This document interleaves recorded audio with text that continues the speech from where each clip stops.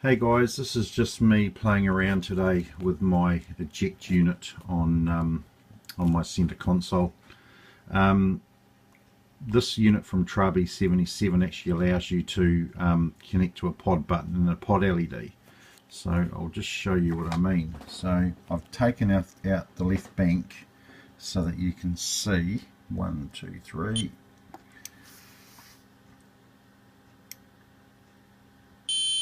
And you can see the light comes on and on. Now I think what it is, there's an extra output in there which I'm not sure about. It runs a couple of very small relays, and I think that while the eject unit is actually off, you can just press that button, you get the LED coming on, and then you can hear the relay clicking in.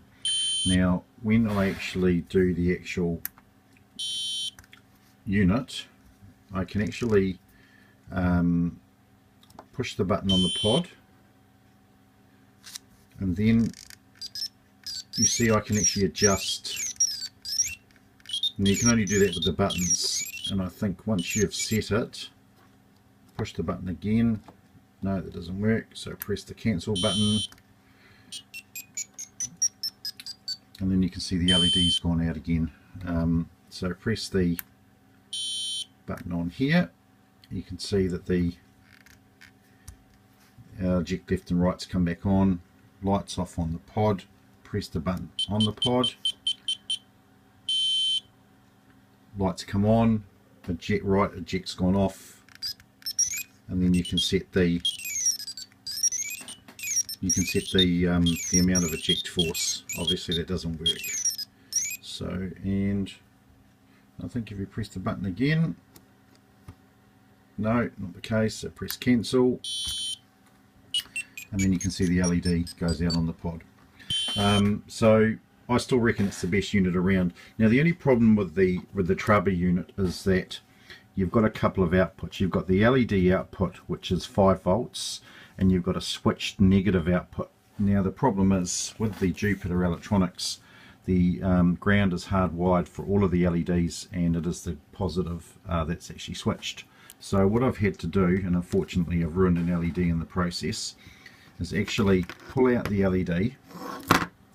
Down the side here, the last set of contacts, you've actually got to cut the ground, and then what I've done is I've actually built a little single transistor switch up, which you sort of like can see in there, and then basically that then switches the ground with a positive signal from the eject unit.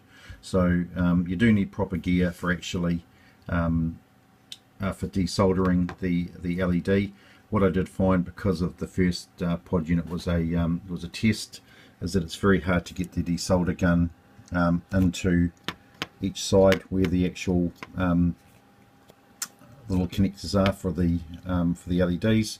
What I did find is that you can actually remove the actual top and bottom LED, which is a lot easier to get to with the desolder gun, which is here and here.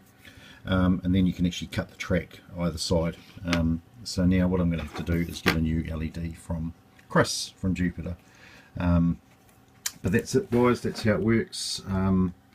The circuit diagram for the transistor switch is basic. Just put transistor switch into Google, and keep in mind that with this one you have to use a 2N 3904, a PNP transistor, because you need to feed a positive signal in, and to switch the negative ground. I can tell you the resistor values are 1 is 6.2k, 2 is 62k. And just one more time, and press the button, and we can set it. Lights come back on the pod unit, press the button, and LED goes out. So there you go. Sorry for the long video, but it's really the only way I can do it. Any questions, ask me. As I said, with the Trabi unit, I'm not too sure what the actual individual outputs do. I think they're just a switch ground, and there you go. So there you go. Alright guys, thank you, cheers.